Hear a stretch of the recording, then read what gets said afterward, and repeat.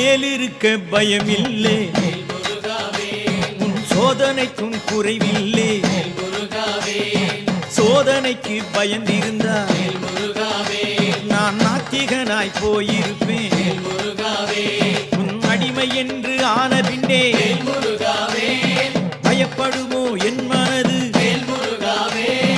எத்தனை எத்தனை சோதனை வந்தும் உன்னை மறக்கல சண்முகனா.